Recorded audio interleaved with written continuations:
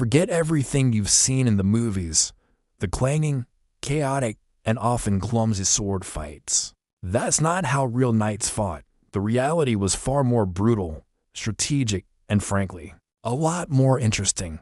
Let's unsheath the truth about how knights actually used their weapons to dominate the medieval battlefield. First, let's talk about the icon of the knight, the longsword. It wasn't just for hacking and slashing. A knight's sword was a versatile tool, a deadly extension of their own body. They trained for years, not just to swing it, but to master a complex martial art. Think of it like medieval fencing, but with a much heavier blade and much higher stakes. Knights used a system of guards, cuts, and thrusts. A key principle was vom tag, or from the roof, a powerful overhead strike meant to break through an opponent's defense. But just as important were quick, precise thrusts aimed at the gaps in armor: the visor, the armpits, the groin. These were the weak points, and a skilled knight knew exactly where to aim. They also used the sword's crossguard and pommel as weapons themselves. A well-placed pommel strike to the face could daze an opponent, creating an opening for a finishing blow. It was a deadly dance of offense and defense, where one wrong move meant death. But what if your opponent was completely encased in steel plate armor? Slashing with a sword would be like hitting a tank with a butter knife. This is where the knight's arsenal really diversified. Enter the warhammer. This wasn't your household hammer. It was a terrifying weapon designed for one purpose: to crush and concuss. One side often had a blunt, heavy head to deliver bone-shattering blows right through the armor. Even if the plate didn't break, the kinetic force alone could break bones, cause internal bleeding, or knock a man unconscious. The other side usually featured a sharp spike or beak, perfect for punching through helmets and weaker sections of armor.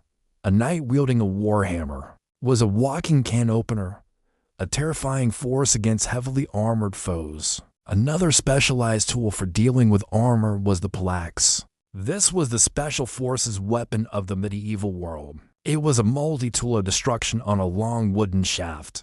At the top, you had an axe head for cleaving, a hammer head for crushing, and a long spike for thrusting. This combination made it incredibly versatile.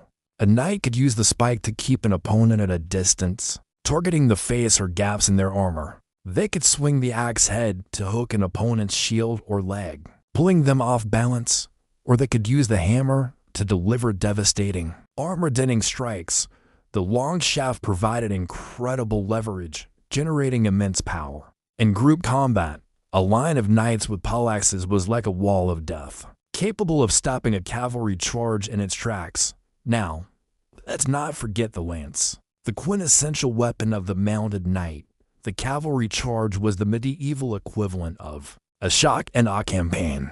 Imagine a line of armored knights on massive war horses, lowering their 12-foot lances and thundering across the battlefield at full gallop. The impact was catastrophic. A well-aimed lance could punch straight through a shield, through armor, and through the man behind it. The goal was to break the enemy's formation, to create chaos and fear. But the lance was a one-shot weapon.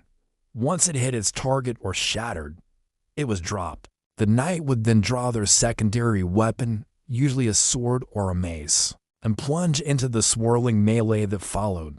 The charge was just the beginning of their work. Speaking of close-quarters combat, what happened when things got really messy? When knights were unhorsed and wrestling in the mud and blood, this is where daggers came into play specifically. A type of dagger called the rondel. It had a long, stiff, needle-like blade designed not for cutting, but for stabbing. In the chaos of a grapple, knights would try to pin their opponent down, find a gap in their armor, and drive the rondel dagger home. It was brutal, personal, and incredibly effective. Many armored knights met their end not from a glorious sword strike, but from a dagger slipped through their visor or under their arm. It highlights that medieval combat wasn't about honor in the way we imagine it. It was about survival, using any means necessary. But a knight was more than just his weapons. He was a master of tactics and endurance, wearing 50 to 60 pounds of steel. Fighting under the hot sun was physically exhausting. Knights were elite athletes, trained from childhood to build the strength and stamina required to fight for hours. They also understood battlefield tactics. They fought as a unit, not as individuals. They knew how to form a shield wall, how to protect their flanks, and how to exploit openings in the enemy line. A knight's intelligence and ability to read the flow of battle were just as important as his skill with a pickaxe. It was this combination of weapon mastery, brutal efficiency, physical power, and tactical thinking that made the knight the ultimate medieval warrior. So the next time you watch a movie with knights swinging swords wildly, remember the reality. Remember the specialized tools for every situation, the precise thrust of the sword, the crushing force of the warhammer, the versatility of the pickaxe, the shocking impact of the lance, and the grim finality of the dagger. It wasn't just chaos. It was a deadly science. Thanks for joining me on this journey back to the battlefields of the Middle Ages. If you enjoyed uncovering the truth behind the myths, make sure to like this video and subscribe for more deep dives into history. Let me know in the comments which medieval weapon you find the most fascinating. See you next time.